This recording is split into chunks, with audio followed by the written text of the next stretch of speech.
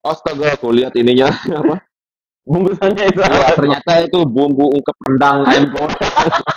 Jadi bukan nasi goreng, pantesan jadi Asin. asin. Ah, persetan itu kan yang penting tampil itu. Nggak, nggak, Maksudnya itu adalah nggak peduli lah dia salah chord, salah apa ya, salah lirik atau apa. maksudnya itu adalah keterbatasan dan kekurangan itu bukan jadi penghalang. Oh iya.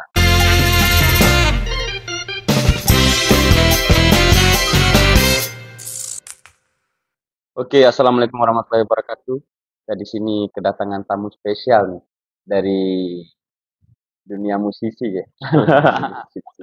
Salah satu musisi terkenal di Lombok, yaitu Bang Fitria Medfox. Selamat datang Bang di Alam Tara Institute Woi, nah, Podcast. Kalikumah, Iya, Ribon. iya, betul.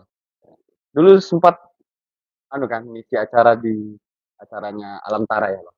Ah ya, waktu itu tahun 2021 akhir nggak salah, Akhir ya. November apa Desember di Pantai Ule, Iya, betul, betul. Pantai Ule Bima, Oke.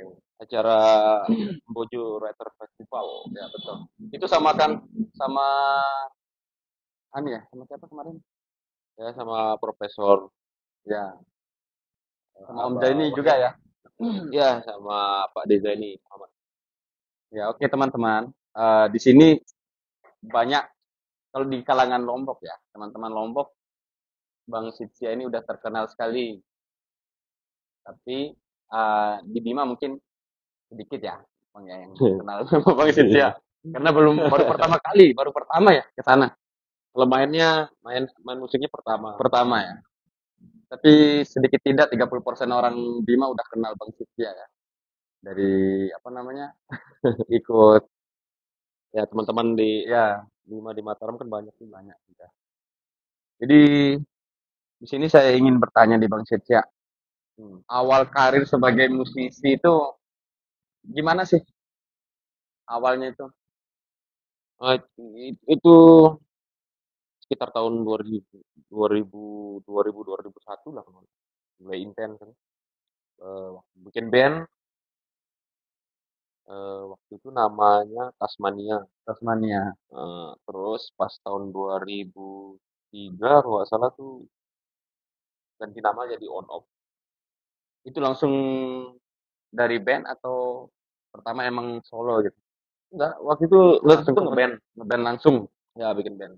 Udah jadi On Off tuh tahun 2003 sampai 2010.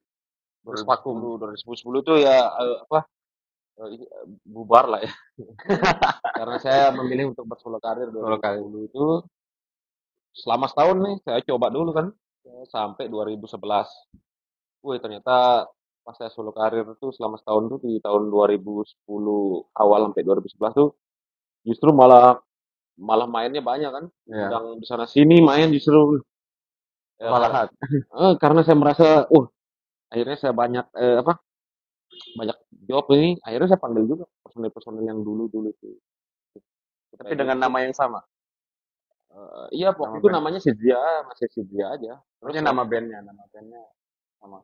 iya dengan band yang dulu On Oh, Off. on Nah, off. itu aja saya ajak lagi dah deh mereka biar bisa merasakan juga kan wah euforia kita ternyata banyak main di sana sini.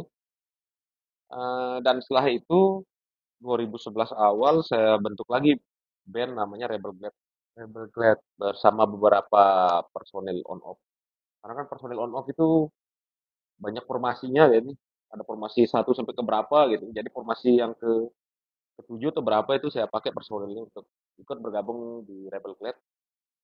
Ada tiga personil ya sama saya tiga. Rebel Glade sampai 2016. Rebel Glade sampai 2016 habis itu Solo saya nggak kalir. tahu ya dia bubar atau gimana band. Vakum lah. Vakum. Nah, ya akhirnya Vakum. setelah 2016 dan 2016 saya lebih fokus lagi untuk bersolo karir sampai sekarang. Sampai sekarang ya. Selain itu ada cerita lucu nih Bang. Apa Saya nih? pernah dengar dari salah satu personilnya. Dulu Bang Cicia itu pernah main di TV 9. Siapa ya personilnya yang mana? Band On Off apa Rebel Glade?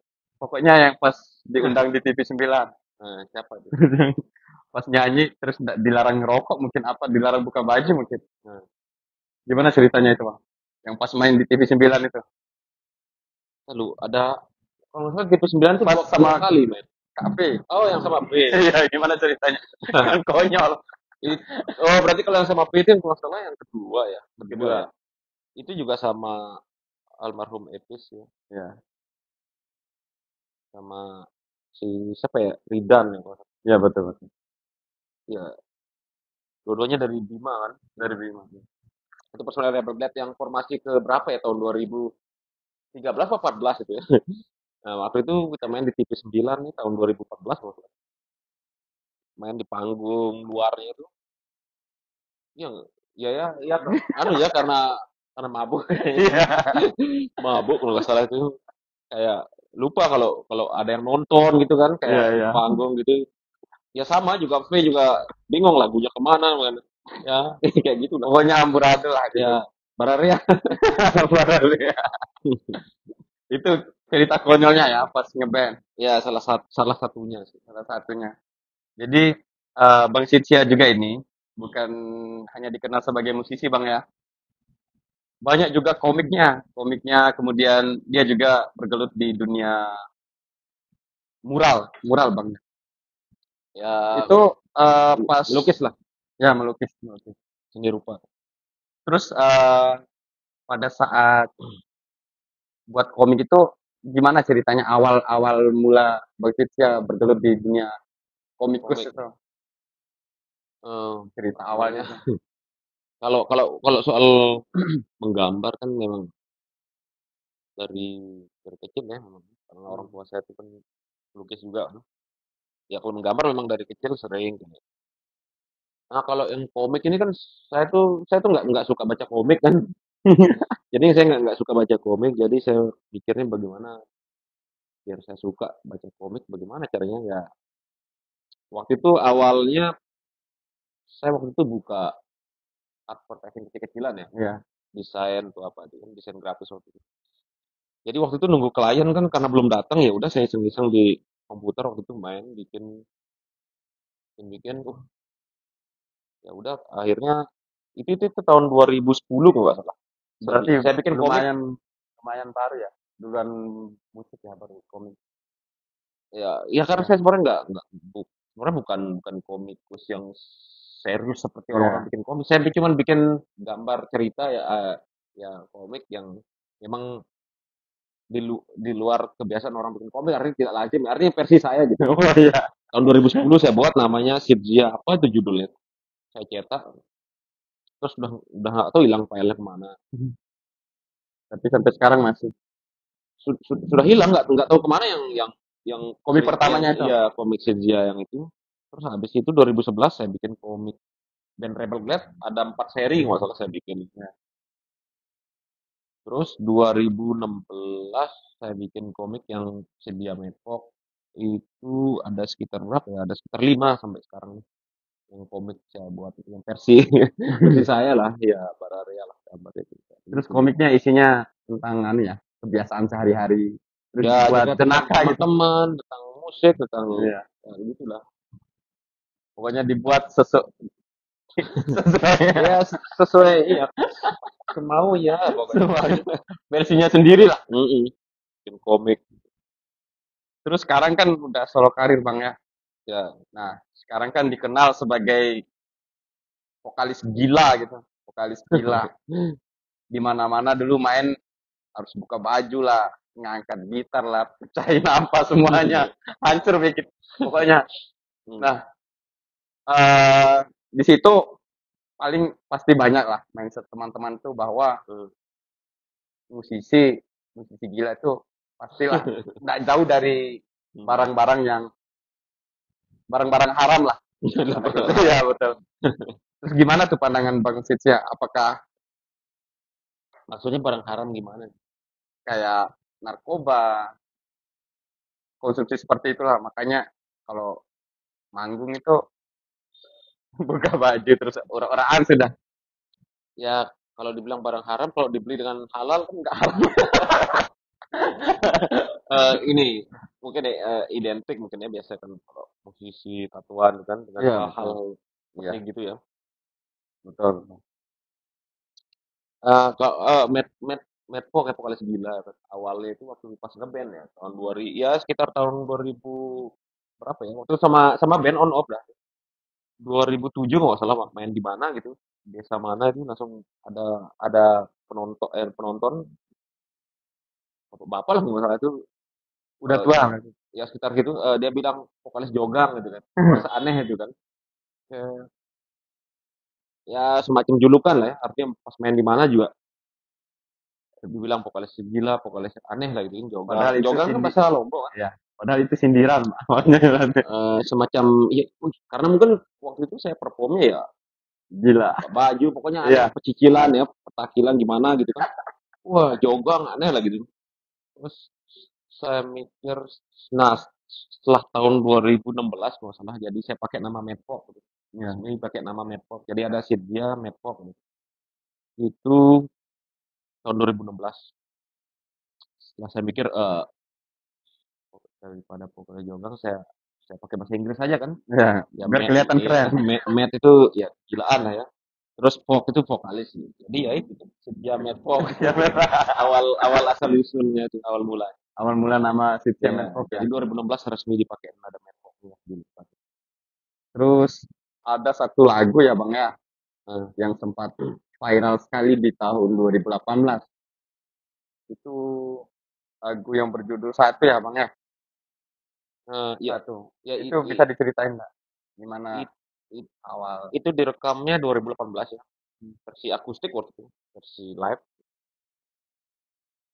Oh, pertama di Lombok terus habis itu pas saya tur ke Bali itu saya rekam lagi kan versi akustiknya live. Hmm, Ya itu tentang gempa di Lombok tahun 2018 itu 18 ya. ya. Sempat viral kan lagunya. Ya saya Viral rekam sekali. itu judulnya ada di mini album ketiga saya, mini album Belum Sarapan. Jadi judul lagunya itu satu,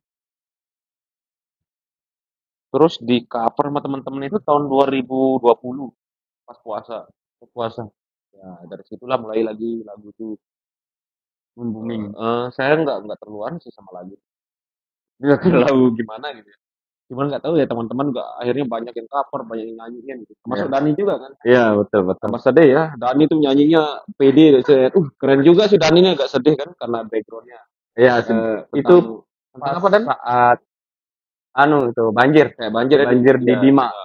Jadi Sedih Bima. juga nih Dani nyanyi itu 2000 dengan PD-nya Dani nyanyi tapi liriknya salah. Wah, udah keren ini tapi liriknya salah. Waduh. Harusnya kan pastilah ada hikmah, tapi Dani pastilah ada jalan. Tapi ya oke lah.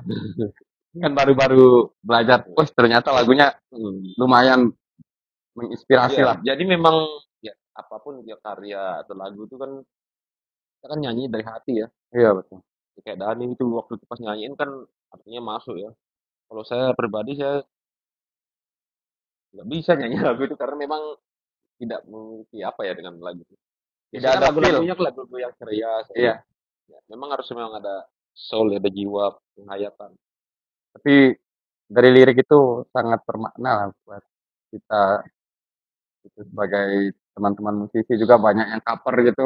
Cepat dihafal ya. Karena Gitu. iya sempat dihafal juga sama kita. Sering juga dibawain kan Iya. Tiap acara pajangan biasanya. lagu wajib. Terus nih Bang, kesibukan sekarang apa nih? Selain apa namanya? Musik-musikan. Ya, Ya, saya lagi menyiapin ini di bulan Februari ini hmm, merilis judulnya di balik jaket lusuh tahun 2016 mulai proyeknya nih. Terus ada soundtracknya. Awalnya itu lagunya tuh judulnya Saat Malam, featuring ada sama cewek namanya L, tapi akhirnya nggak jadi dipakai lagu ini. Terus di 2019 buat lagi lagu untuk soundtrack novel ini judulnya featuring sama Allen judulnya aduh ayo lupa. nah itu hmm, Iyalah lagu yang ya terus akhirnya 2021 rekam lagi ulang lagi. featuring sama Tria judulnya Menit Terakhir akhirnya lagu itu yang Lagu itu yang dipakai dipakai. Terus terkait apa namanya novel nih Bang ya. Inspirasi Bang Sitya untuk menulis novel itu dari mana sebenarnya? Awal untuk Ya, menulis. ini novel Kayak menulis novel, menulis komik itu inspirasinya dari mana? kalau Apakah itu dari kehidupan kita sehari-hari? Apakah dari kita membaca buku orang mungkin? Kalau dari Bang Sitya gimana? ya kalau yang terkait terkait novel nih, ini tahun apa? Kalau saya dulu kan memang sering membaca, lebih suka membaca novel ya daripada Komik. komik-komiknya. Itu ada Mirawe, saya sering baca juga novel-novel cinta itu dah. Hmm. Terus saya buat buat buat novel nih apa? eh, Tahu inspirasinya itu ya karena memang itu sering-sering baca-baca gitu. Sering baca ya? Heeh. Dan di novel yang saya buat ini di balik jaket lusuh ini ada soundtrack novelnya, ada lagunya. Dan kemarin baru buat video klipnya. Video klip novel. Berarti novel ini ngalir gitu? Iya Atau sebenarnya ini kan cerita tentang kehidupannya Bang Sitya? cinta-cinta yang gimana gitu ya. Oh iya, Saya kan juga paham, paham. eh, apa ya punya impian suatu saat juga novel kita mau bikin film-film Oh gitu. iya, film Film pendek lah. ya Gitu, film-filmnya. pendek. Terus nih Bang Sitya, ini kan di era digital Bang ya, Hmm. banyak kayak media yang kita aplikasi yang kita Nah, gunakan. Terus bagaimana sih Bang Sitya nih bisa bertahan gitu dengan genrenya Bang Sitya yang independen gitu, yang sendiri dengan medhoknya Bang Sitya itu. Mad Fog di sini Ya, medhokisminya tuh. enak pokoknya. Eh, Sebenarnya ini terkait soal eksistensi konsisten. Ya, konsisten. Jadi ini eksistensi nyata seorang seniman adalah karya ya, berkarya. Iya, Jadi ya terus aja berkarya dan apa jadi diri sendiri ya maksudnya. hmm, Kita eh, tidak maksudnya tidak apa tidak menutup eh, sesuatu hal yang baru datang ke apa iya, ya kita harus harus bisa beradaptasi dengan apa sesuatu yang baru ya gitu. Artinya kita tidak kaku ya apa untuk bisa beradaptasi dengan sesuatu yang yang baru, baru gitu. belajar ya dari Ya, itu. Tapi tidak serta merta juga mengurangi apa identitas kita gitu. hmm, Artinya seimbang ya. Kita juga bisa beradaptasi dengan sesuatu yang baru, tapi tidak menghilangkan identitas identitas kita kita. sebagai Karena kalau kita tidak tidak bisa menerima sesuatu yang baru dan tidak bisa beradaptasi ya kita juga akan tergerus juga dengan terkikis ya, ya. kan hilang. Jadi kita tetap tetap seimbang lah apapun itu. Jadi intinya ya maksudnya tidak usah terlalu kaku lah dengan segala sesuatu. Jadi fleksibel Ya. bisa. Terus ini Bang Sitya terkait apa namanya lirik lagu ya. Nah, Lirik lagu kan saya lihat banyak sekali karya Bang Sitya, mini albumnya yang yang albumnya kan belum. Tapi dari mini albumnya itu banyak sekali lagu yang Bang Sitya buat. Tapi biasanya kalau orang buat lagu itu kan butuh waktu beberapa minggu, bahkan hmm, 1 bulan, bahkan 1 tahun buat menuangkan sesuatu yang dia hmm. inginkan itu. Kalau Bang Sitya itu seperti gimana? Misalnya nulis lagu itu butuh waktu berapa hari gitu, berapa minggu, berapa bulan. Eh, Gimana ya? Kalau saya pribadi membuat karya itu emang kita sebenarnya nggak bisa dipaksa ya. Saya sekarang mau bikin lagu gitu. Ya, Kayak salah satu contohnya misalnya eh, beberapa sebulan terakhir ini saya bikin lagi proses pembuatan mini album ke-12 nih kan. ya. Udah ada 4 lagu direkam nih. Nah, jadi teman yang operatornya itu sampai bingung juga, gimana bang lagunya? Terus terang ini lagunya belum ada nih, tapi saya sudah siap untuk rekaman. Terus gimana? Ya udah akhirnya saya cari lirik, saya ingat nada-nadanya apa ya. Jadi hampir kebanyakan pas saya buat lagu itu ya Langsung udah jadi pas seperti itu. lagi pas mau rekaman gitu. Waduh. Kadang kita berkarya itu kan sekarang mungkin buntu kan tahu apa. Tapi akhirnya Tapi pengen rekaman gitu. tapi besoknya itu kita dapat inspirasi, jadi dalam sehari itu mungkin bisa 3 lagu, 2 lagu. Wis. Kayaknya Canggih. kebanyakan begitu kan, mungkin Iya. sekarang karena memang nggak bisa dipaksa lah, saya harus buat lagu. Jadi ya memang dia, misalnya paling sering itu saya tuh pas ketika naik motor kan, Iya. naik motor terus bergumam keluar lagu-lagu itu nada-nadanya sama pas lagi apa gitu kan. Itu paling sering itu. Jadi yang paling sering dapatnya pas lagi naik Lagi motor, motor. kadang pas lagi tidur tiba-tiba dapat. Jadi kalau mau dipaksa tuh memang agak susah sih lagu. Tapi gimana ya? Kita naik motor terus sambil mikirin lagu tuh. Ujung-ujungnya Ah, rumah sakit. bu- bu- bu- Iya. bukan naik motor sambil membuat lagu, itu ya Heeh. kita naik motor, Lihat sesuatu lah. tapi dia sesuatu tuh langsung hadir gitu. Muncul. Ya muncul, tapi besoknya lupa apa nadanya. Jadi memang harus kita rekam gitu. Karena kalau saya pribadi sih, yang penting tuh nada ya. Nadanya tuh enak tuh apa, apalagi di bagian rap tuh kan. Ya. Jadi bagaimana musik disebut bahasa universal itu ya itu. Walaupun orang mungkin nggak ngerti bahasanya apa kan, Iya. kemudian bahasa Spanyol, bahasa apalah tuh. Tapi ketika Iya. ketika musiknya tuh enak gitu kan orang tetap juga suka kan akhirnya. Iya, betul. Jadi musik ya itu musiknya itu yang penting dulu. Berarti kayak anu lah, musiknya dulu baru lirik gitu. Ya banyak kan Kalau gitu Bang Cis ya, dapatnya kebanyakan. musik, kadang juga dapatnya lirik tuh apa.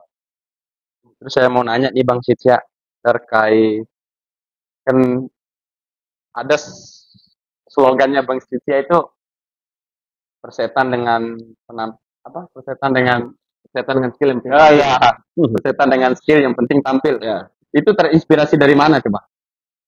ya itu awal awal dari sebenarnya dari kekesalan ya. Oh iya. Waktu itu unak-unak waktu itu pas lagi perform di mana gitu. Ya kekesalan terhadap teman-teman lah, teman-teman band, teman-teman ini, Iya. teman-teman personel lah, teman-teman macam lah itu. Berarti banyak yang menjas gitu.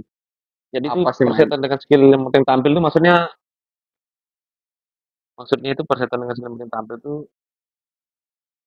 apa, kita pas saya manggung kan persetan dengan skill yang penting tampil gitu. Nggak Maksudnya itu adalah nggak peduli lah dia salah chord, salah apa ya, salah lirik atau apa. Atau nggak masuk nadanya gitu. maksudnya itu adalah keterbatasan dan kekurangan itu bukan jadi penghalang gitu. Oh iya. Itu bentuk-bentuk saya ketika gimana masuk protes lah kepada teman-teman yang terlalu Iya, manja betul. pada keadaan kan. Iya, harus Mereka, soundnya ya, mewah. ya, mereka manggung maunya di event mewah, harus di panggung besar, harus yang bagaimana, harus yang keren-keren gitu kan. Padahal kan justru sebagai seorang seniman atau Iya. musisi itu apa, bagaimana sesuatu yang kreatif itu disebut kreatif adalah ketika mampu mencari alternatif. Iya. Bila perlu nggak usah pakai gitar, pakai batu deh, tok, tok.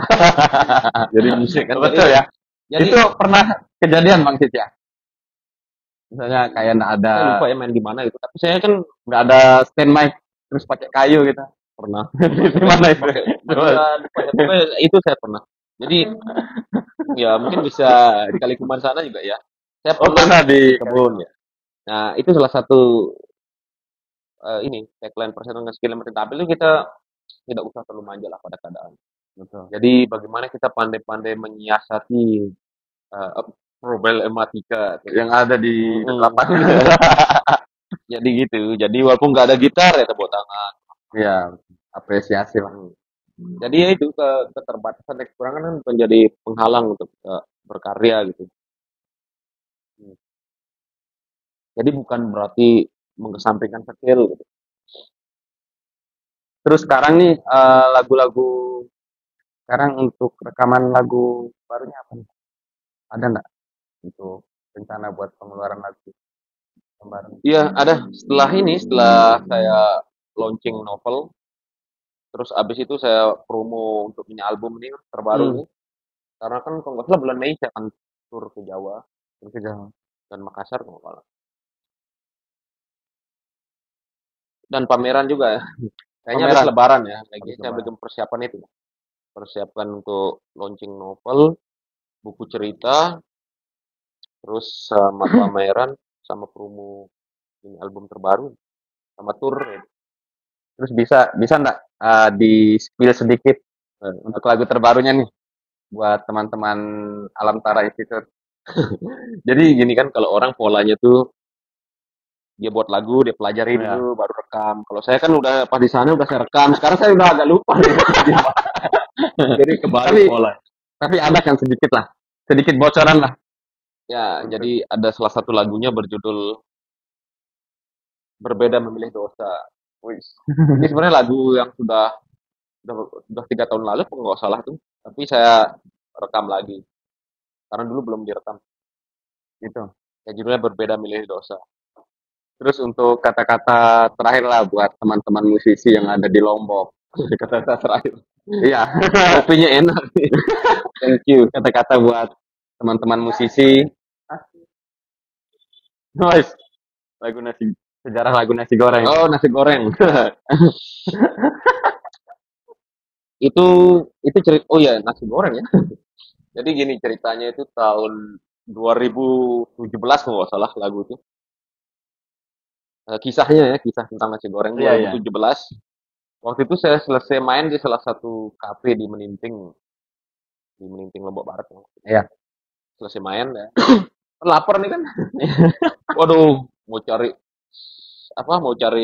dagang jam 2 dini hari itu susah kan? Iya. Gimana orang jualnya? Waktu itu lagi sempoyongan kan baru selesai main. Ya udah Terus terus. saya ke salah satu eh, apa eh, apa minimarket 24 jam waktu itu. Saya cari bumbu nasi goreng kan. Udah lah gini kan ambil ambil Sambil lah, ambil bumbunya kan. Udah ambil saya sampai rumah masak. Lagi masak makan. Loh, kok asin nih? Dan pikiran kan lagi kok apa nggak seperti biasanya gini kan takarannya kan pas harusnya kan lagi ambil nasi sampai setengah magic jar. Aduh, enggak, udah nggak gila kan ya udah tak lepas aja nih. Langsung tidur kan. Nah, besok paginya diomelin sama mama. Semalam ngapain? Masak apa gini pasti mabuknya. Masak nasi goreng. Dipanggil kan. Coba liatin nasi sampai apa? Tengah magic jar habis nih. Lihat itu bumbunya apa. Hah? Saya perhatiin warna nasi itu warna stabilo tuh. Warna stabilo. Kuning stabilo itu kan. Kayak kuningnya Valentino Rossi itu kan. Iya, iya. Astaga, aku lihat ininya apa? Bungkusannya itu Wah, apa? ternyata itu bumbu ungkep rendang ayam goreng. Jadi bukan bukan nasi goreng, pantesan jadi Asin. asin itu enggak. Oh, habis itu diomel nasi goreng kan. Terus akhirnya tahun 2000 Berarti bukan buatan mama berarti. iya, Buatan sendiri. difitnah ya. Fitnah. Jadi lagu itu terus direkam tahun 2020 kalau nggak salah itu. Hmm. Kalau nggak salah tuh 2019 atau 2020 ya. Ada di mini album Nyamuk Frustasi itu. Nah, 2020 lah nggak salah. 2020 awal ya pas pandemi itu di mini album Nyamuk Frustasi nama mini album. Kan versi versi apa akustik. Nah, setelah seminggu setelah kejadian itu saya dibuatin nasi sama mama saya Iya. dan itu rasanya sih ya enak aja. Yang buat Bukan bohong berarti. itu lihat saya bawa juga di buku apa di buku saya yang berjudul Ya Ampun Hmm. itu dirilis tahun 2022 kan. Jadi cerita itu ada di buku Ya Ampun buku saya. Berarti itu ceritanya yang nasi goreng buatan Ya mama gitu itu kisahnya nasi goreng buatan ceritanya. mama. Tanya kayak gimana melihat kemajuan teknologi, kemudian banyaknya genre-genre yang muncul, Hmm. yang dibuat sendiri. Harapannya kayak gimana tuh buat teman-teman musisi lah? Kalau dibilang harapan gimana ya? Kalau katanya Umir bin Khattab ya, menyakitkan berharap pada manusia. Tapi gini, maksudnya harapan untuk ke ini ya, Iya, ke teman-teman ya,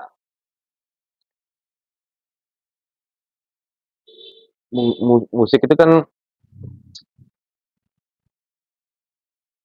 sebenarnya tidak ada sesuatu yang baru ya. iya, Itu kan hanya pengulangan-pengulangan.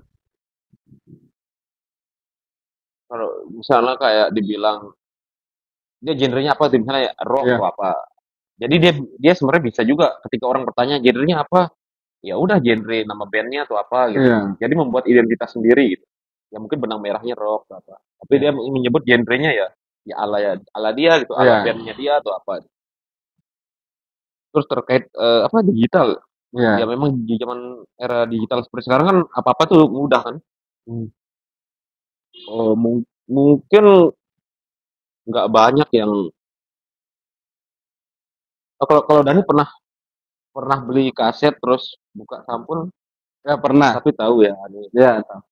Nah, Sekarang kan udah nggak pakai itu itu. yang udah agak jarang kan. Udah jarang sekali. Ketika orang bertanya kenapa kok nggak ada, jarang ada kaset Hard, sekarang, hard lah.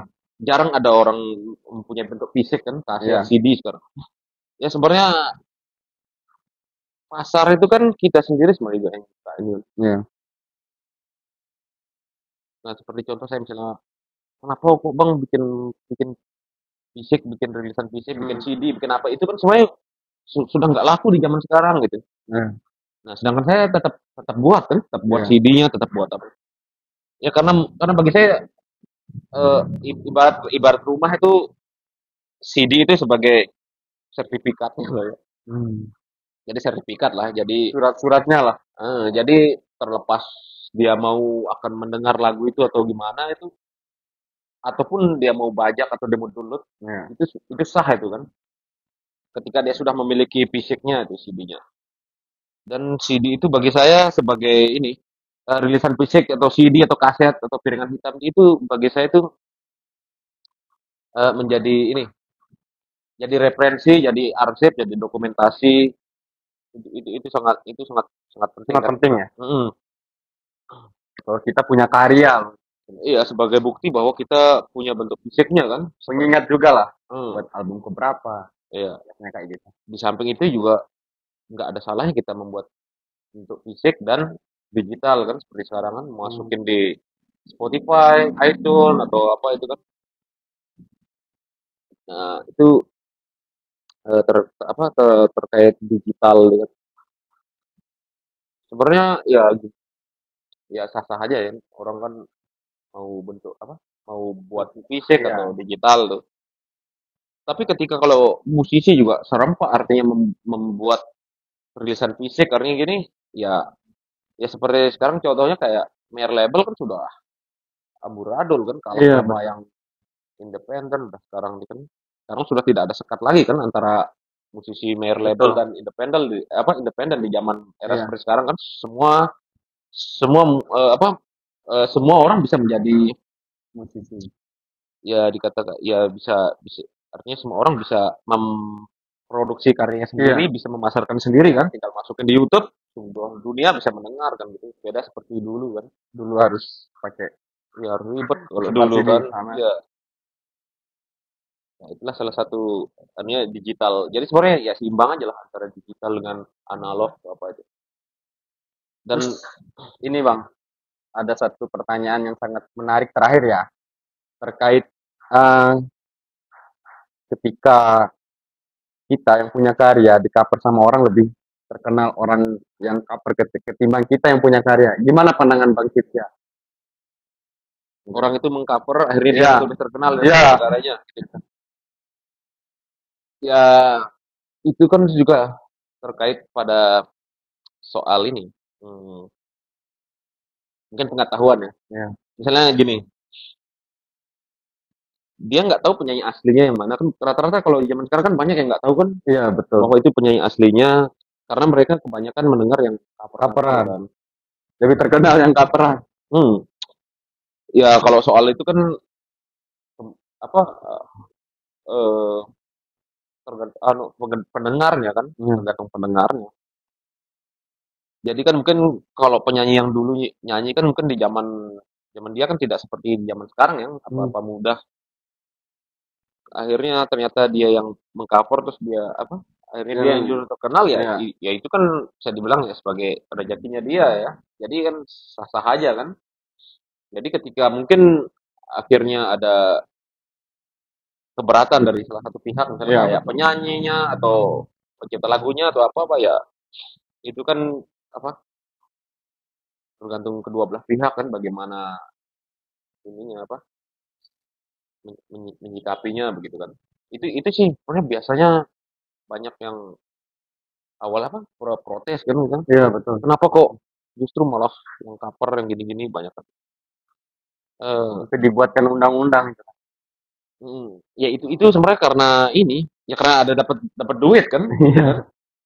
Di zaman seperti sekarang kan segala sesuatunya itu jadi konten kan, karena ada Iya. duit kan, ada gift, ada sesuatu yang diberikan dari pihak apa yang punya Aplikasi. aplikasi ini, sama seperti contohnya kayak TikTok gitu kan.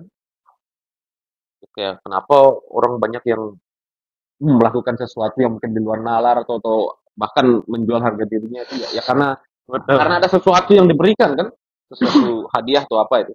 Nah, seandainya kalau misalnya membuat konten tidak mendapat hadiah ya mungkin mereka juga nggak akan Ogah melakukan lah. iya Ogah. melakukan seperti itu. Betul. Jadi kalau terkait kenapa kok yang terkenal penyanyi covernya ya kayak gini, ya ya mungkin di zamannya yang sekarang mungkin mereka mendengarnya mungkin ya mudah ya karena banyak Iya. aplikasi, banyak Easy ini jadi listeningnya. terkena apa jadi mudah didengar lah gitu kan. Hmm. Untuk mendapat mengakses lagu itu mudah didengar. Seperti itu. Kata-kata penutupnya nih bang, Ya. buat podcastnya. Hmm.